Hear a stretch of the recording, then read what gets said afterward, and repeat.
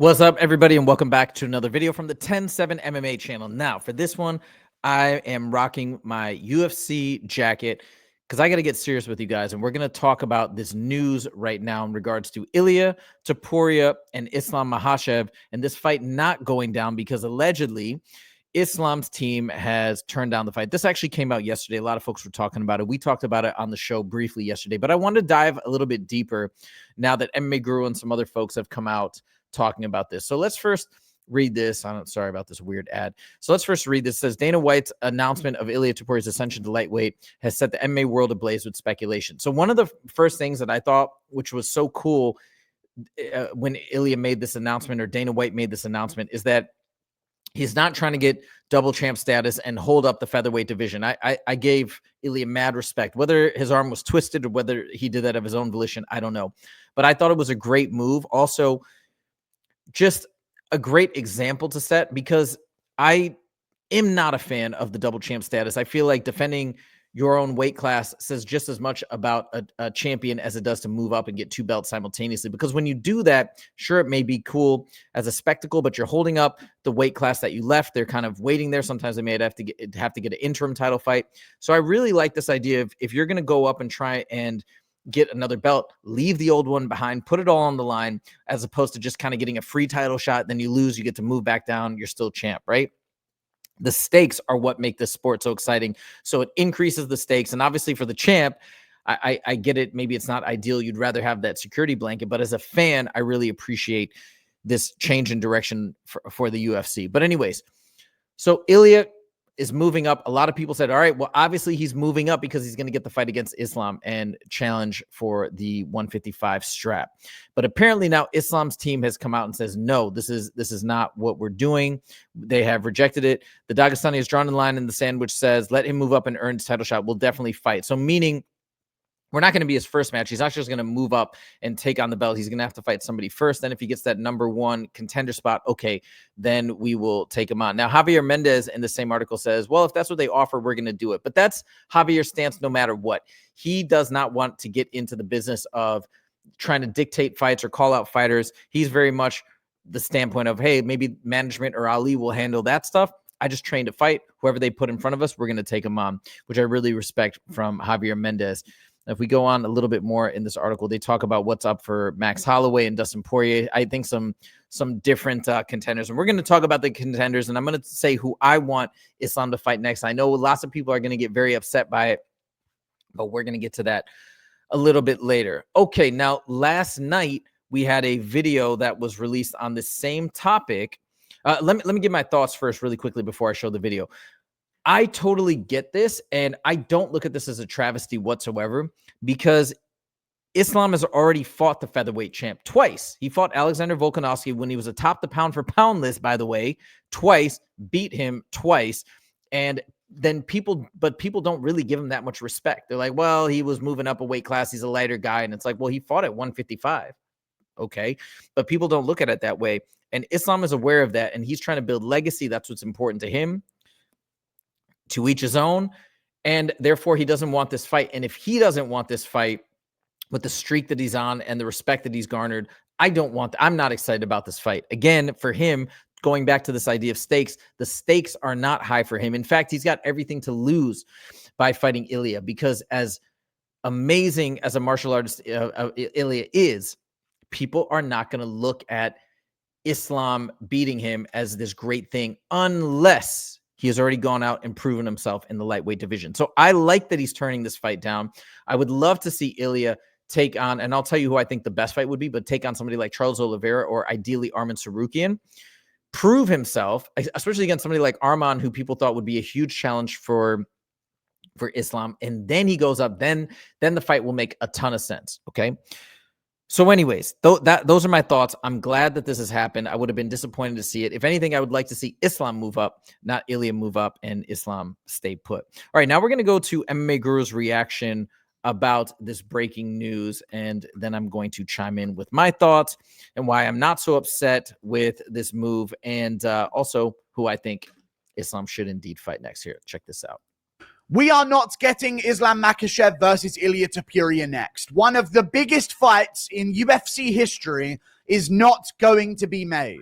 And I don't disagree with this, by the way. Maybe this would be the biggest fight. Maybe because both of these guys have such a huge following and such a huge fan base. I get it. For most people, this would probably be one of the biggest fights because we got two huge names, two amazing fighters, and they're putting it on the line. But to me, it's not interesting, or not nearly as interesting as it could be.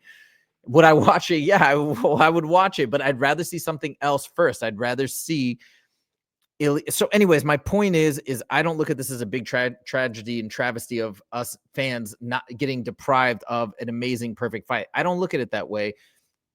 Maybe you disagree with me, but anyways, I just wanted to chime in there. Let's let him keep talking. Okay? It's unfortunate that this is the reality that we must live in.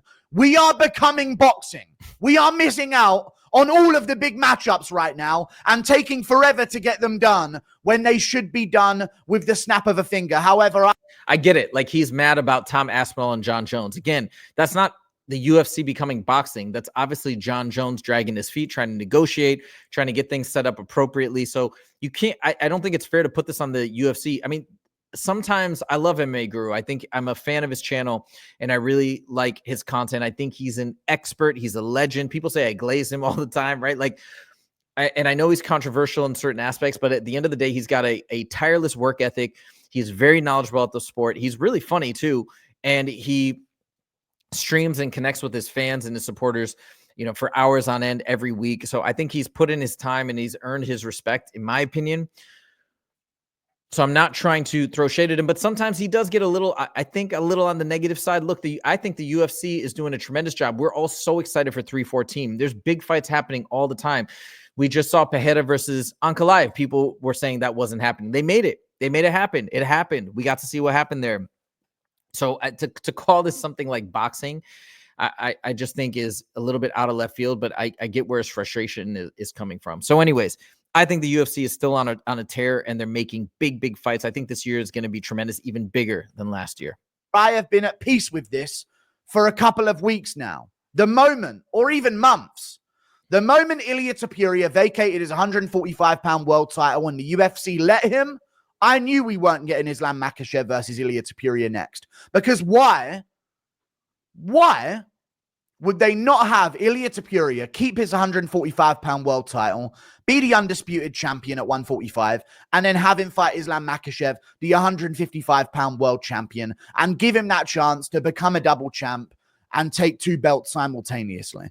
I disagree with this take. I think that they're now setting a precedent because they don't want divisions to be held up. So I don't think that, I didn't look at that as an indication whatsoever that they weren't going to make this fight. I actually think they wanted to make this fight. I think that Islam not wanting to take this fight is the reason why this isn't happening. But I think, again, they're recognizing trends and patterns. This is, again, just my speculation, but I imagine they're observing trends that if and when champs do move up, it puts the current weight class on hold. It may, again, like for somebody like Islam who beats somebody coming out from a lower weight class, it doesn't really do much to boost their platform, their fan base, their reputation. So I think that's why they said, all right, if you want to do this and move up, you got to vacate completely. Plus, I think it's not even that. I think Ilia just cannot make featherweight, or does not want to make featherweight that weight anymore. He does not want to do the weight cut. So what's the point in sticking around? Why hold on to that belt if you're never going to fight at featherweight again? So I think that part MMA Guru may have not gotten exactly right, but that's my 2 cents. So anyways, I thought once he vacated, the fight still could have happened. It was only happening, I think, because of Islam's side. That's my take. It made no sense that the UFC let him vacate the belt. If they were going to make this matchup next, they would have left him with the belt, and they would have made Volkanovski versus Lopez for an interim world championship. Before you tell me that's stupidity, when Volkanovski moved up to fight Islam Makhachev, they had Yair Rodriguez versus Josh Emmett fight for an interim world championship. And that's a great point. And I'm not saying it's stupid. I'm saying I believe the UFC has changed protocol or changed their perspective on double champ status. And so, yeah, they've done it in the past. They've done it many times in the past. I think that those days are over. So don't tell me they wouldn't have been able to do Volkanovski versus Lopez. But Islam Makhachev has reportedly turned down a fight with Ilia Topuria. Islam has not agreed to this fight. He maintains the position that Topuria needs to earn a title shot at 155 pounds per Makhachev's team. And you know what? Islam Makhachev ain't the only one who's turning down fights with Ilia Topuria. I'm going to have to. Okay, we're going to pause here. Now I want to talk about this. So apparently Charles Oliveira, what he's alluding to is Charles Oliveira has also turned down the Ilia fight. That I don't understand as much. That I don't understand why Oliveira would turn it down. And again, I would actually be more open to the Islam Ilia fight if Islam actually wanted it. If he wanted it, yes, it would be a super fight if he was welcoming it, but he doesn't want it. So that makes me not want it because, again, those stakes aren't as high. He has good reasons based on his goals and objectives why he doesn't want this fight. So anyways, MMA Guru goes on later in the video to actually agree with Islam and say, you know what, I kind of understand the perspective from which you're approaching this. I get why you don't want the fight, but I don't think other people should be turning down this fight.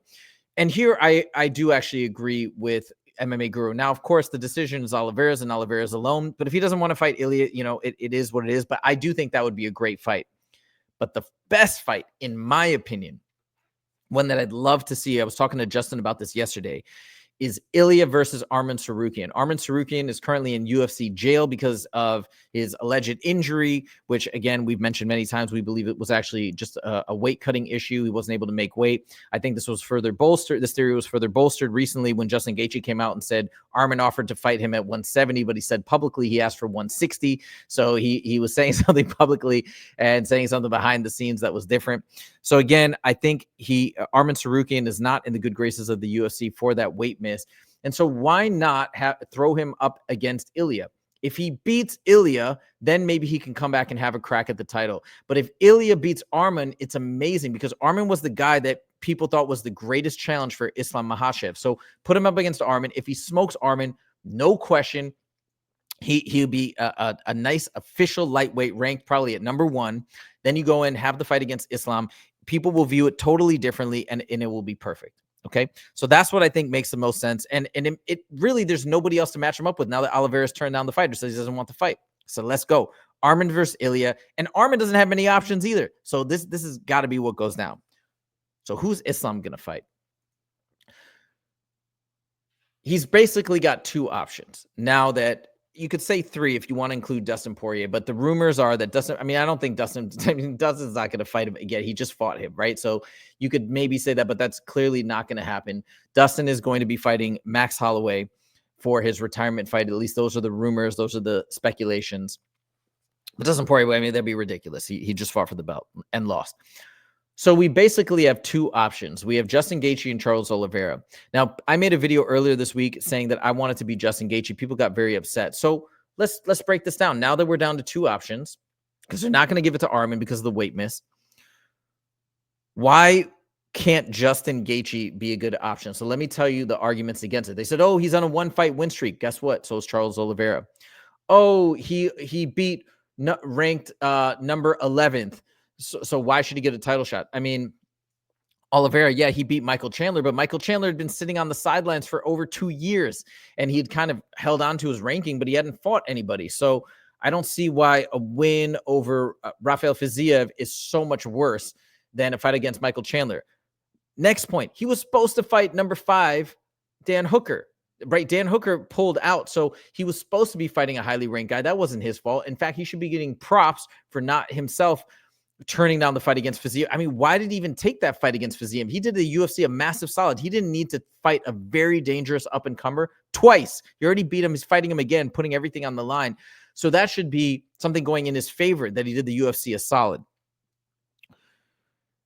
The other reason why I think Justin Gaethje is a better fit than Oliveira. I love Oliveira. Love to see that fight. But Oliveira already fought Islam. So it would be a rematch. Should he still get another shot? Absolutely. But let's get a fresh matchup in first. I think that's going to be much more exciting and much more interesting. And the final point that people have raised is that, oh, well, Justin Gaethje is going to get smoked, right? A lot of people are saying Islam would probably win that fight. I don't disagree with that. But number one, you can't say that because somebody is not favored to win a fight that they can't have that matchup. And if they're in that spot, rightfully so. If Justin Gaethje is the rightful next opponent, give it to him. By the way, he was going to be the next up for the belt, but he decided to take the Max Holloway fight to save the UFC 300 card that was struggling. He took on Max Holloway for the BMF belt with really no upside. I'm sure he got a big payday for that. Put everything on the line, had his nose broken in round 1, and then went on to lose the fight. I think he could actually win that fight majority of the times if there were a rematch. That's my personal opinion. Feel free to disagree with me if you want. But again, so that's why that's why he lost out on the title shot, because he did the UFC a solid to save the UFC 300 card. But anyways, going back to that other point of him potentially losing, so what? So what? If he's the most deserving, which I feel that he is for all those reasons, let's put him up there. But I do want to say that people are remembering the Khabib loss and saying that's why Justin Gaethje has no shot. Don't forget, just because he got submitted and he did get pretty badly handled on the ground, he was doing great up until that point. He was doing good evading the takedowns, and he was landing heavy calf kicks. And those calf kicks were doing a lot of damage. People forget that. And he felt, okay, I don't know if Khabib felt the exact same way, but he felt he was just a couple calf kicks away from severely compromising Khabib's legs and making it harder for him to shoot a takedown, etc. So who knows what would have gone down in that fight. I do think this would be an interesting matchup. Yes, I believe Islam has the advantage. Yes, I believe Islam is a slightly better fighter than Khabib, and I think he will be favored to win. But let's see what happens. Justin Gaethje is arguably one of the most exciting fighters in the UFC. So I don't get why people don't want to see this fight. I think it's dope. I think it's incredible. I think it's a fresh matchup. Justin Gaethje is a fan favorite. He wants that title. I feel like it makes sense for him to be next in line.